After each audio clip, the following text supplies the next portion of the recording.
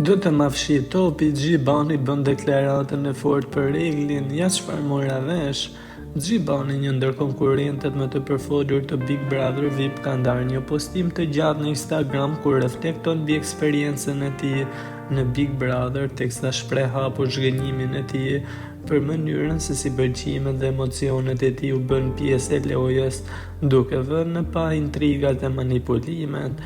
Në postin e tij ai tregoi një bisedë mes banorëve përfshirë Zonën dhe Eklin, që të shohin zbulimin e pëlqimit të tij për një vajzë në shtëpi.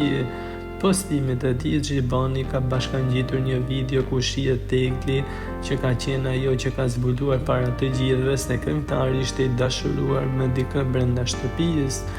Më tej Gjibani përmend një poezi që kishte shkruar një natë më parë, të cilën përshkruante shikimin e një vajze, se si kjo poezi u bë objekt diskutimi brenda shtëpisë. Rozana, sipas tij, ka insistuar të zbulojë se kujt ishte dedikuar kjo poezi, ndërsa Danja ka reaguar me një buzëqeshje domethënëse, duke pranuar se ajo ishte personi për të cilin kishte ndjenja.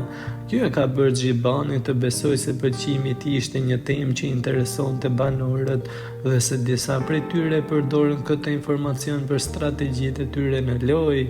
Gjibani shpreh zhgënjimin e tij për mënyrën se si Egli Tako ka reaguar ndaj pëlqimit të tij.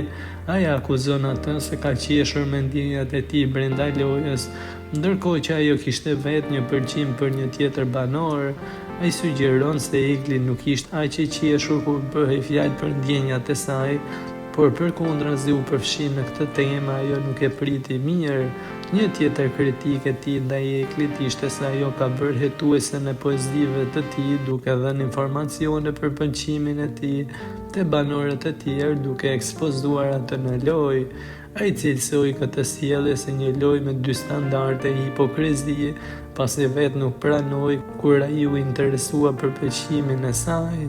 Në fund të postimit, Gjibani reflekton mbi eksperiencën e tij në Big Brother VIP, teksa pranon se e ka humbur çmimin, por ka fituar një mësim të madh mbi mënyrën se si disa njerëz janë të gatshëm të përdorin intrigat e manipulimet për të avancuar në lojë. Sipas tij, kjo eksperiencë ka treguar fytyrën e vërtetë të disa personave dhe mënyrën se si përdorin strategjitë për të arritur qëllimet e tyre.